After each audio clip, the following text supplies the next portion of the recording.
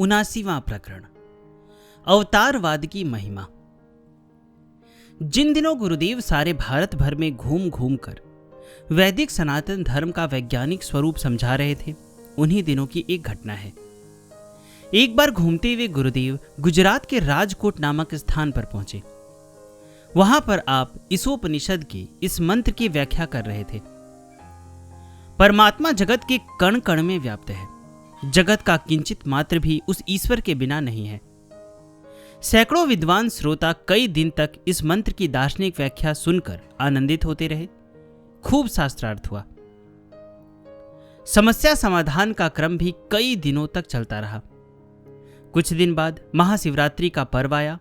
आप नित्य प्रति की भांति उक्त मंत्र की व्याख्या करने के पश्चात वहां निकट में ही स्थापित महादेव के मंदिर में गए।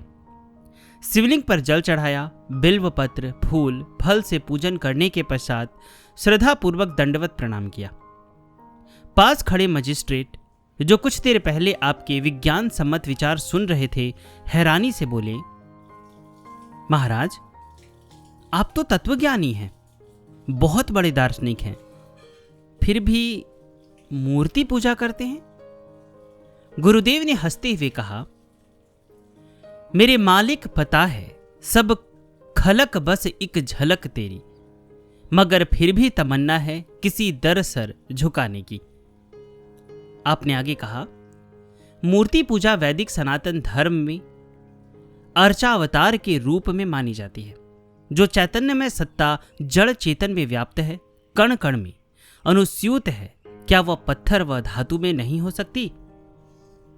जो परब्रह्म परमात्मा निर्गुण निराकार के रूप में कण कण में व्याप्त है, वही परमात्मा शक्ति जगत के रंग रूप में सगुण साकार रूप में भी विद्यमान होती है।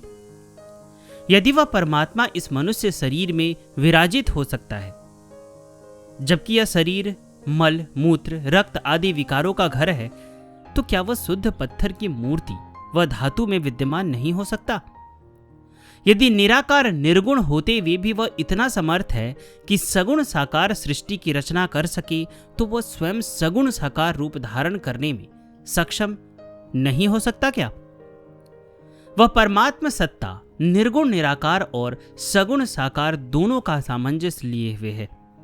कभी सामान्य रूप से तो कभी विशिष्ट रूप से वह प्रकट होता रहता है। वैदिक सनातन धर्म के अवतारवाद का कारण भी यही है। यह सच है कि परमात्मा का प्रकाश हर एक प्राणी को प्रकाशित करता है, परंतु जब कभी किसी विशिष्ट पुरुष में वह विशेष रूप से प्रकाशित हो जाता है, तो उसे हम महापुरुष कह देते हैं। गीता में भी भूति और विभूति रूप से इसे स्वीकार किया गया है। सब घट मेरा साइया, सुनी घट ना कोई, बलिहारी व घट की, जाघट परगट होय। अर्थात मेरा मालिक घट घट में विराजमान है। कोई भी घट सूना नहीं है, परंतु जिस घट में वह विशेष रूप में प्रकट हो जाता है, वह घट पूजने योग्य हो जाता है। वह प्रहलाद के लिए खंभे में से प्रकट हो जाता है, मीरा को जहर में दर्शन देने लगता है, धन्ना के लिए छोटे से पत्थर में से बाहर निकल आता है। यह तो भाव जगत है मेरे दोस्त। इस भाव जगत की प्रबलता ही उसके प्राकट्य में मूल कारण होती है। याद रखो, सभी नाम रूप लीला धाम उस परब्रह्म के ही स्वरूप है, लेकिन जिस नाम रूप लीला धाम में वह चिन्मय शक्ति विशिष्ट रूप से प्रकट हो जाती है, वही जागृत, दिव्य तथा सिद्ध स्वरूप से उपास्य हो जाता है। अवतारवाद में भी यही नियम देखा जा सकता है। जब वह परब्रह्म परमात्मा ज्ञान, प्रेम और शक्ति का पूर्ण अभिव्यक्तिकरण लिए हुए प्रकट होता है, तो उसे पूर्णावतार कहते हैं। जैसे भगवान श्री राम और श्री कृष्ण जब ज्ञान, प्रेम और शक्ति में से किसी एक की प्रधानता को लिए हुए कोई विभूति कार्य करती है, तो उसे अंशावतार कह देते हैं। जैसे ज्ञान के अवतार आदि गुरु शंकराचार्य जी, प्रेम के अवतार महात्मा बुद्ध और शक्ति के अवतार परशुराम जी अंशावतार कहलाते हैं। इसी प्रकार से आवेशावतार का भी महत्व है। किसी विशेष प्रयोजन से विशेष स्थान पर विशेष रूप से प्रकट होने से वह आवेशावतार के रूप में माना जाता है, चाहे वह खंभा हो, पत्थर हो, मूर्ति हो, जहर का प्याला हो। उसको प्रकट होने के लिए कहीं भी कोई भी बाधा नहीं है। समय समय पर लकड़ी और पत्थरों में से प्रकट हो होकर परमात्मा स्पष्ट प्रमाणित करते रहे हैं कि भक्तों की बोधमय भक्ति की प्रगाढ़ता ही उसके अवतरण का कारण बन जाया करती है। सनातन धर्म में अर्चन और पूजन हेतु मूर्ति को अर्चावतार के रूप में स्वीकार किया जाता है। गुरुदेव ने सचेत करते हुए समझाया, एक बात याद रखो, मूर्ति भगवान की होती है, न कि मूर्ति ही भगवान है। यह मूर्ति पूजन प्रभु प्राप्ति का सुंदर साधन है, परंतु केवल मात्र मूर्ति को ही भगवान मानकर जो दूसरों से झगड़ा द्वेष किया जाता है, वह मूर्ति पूजा का विकृत स्वरूप हो जाता है। थोड़ा सा इतिहास का अध्ययन करने पर पता चलता है कि जिस समय भगवान बुद्ध की विचारधारा में शून्यवाद का प्रचार प्रसार होने लगा और वैदिक विचारधारा समाप्त प्राय होने लगी, तो आचार्य शंकर ने शून्य के स्थान पर ब्रह्म की पुनः प्रतिष्ठा की। आचार्य शंकर ने ब्रह्म सत्यम जगत मिथ्या की व्याख्या में दो सिद्धांत दिए, एक कारण ब्रह्म और दूसरा कार्य ब्रह्म।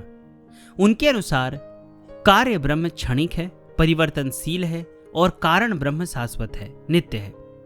कारण ब्रह्म ही हमारा प्राप्तव्य है, कार्य ब्रह्म हमारा प्राप्तव्य नहीं है। अतः कार्य ब्रह्म से विमुख होकर कारण ब्रह्म तक पहुंचना है।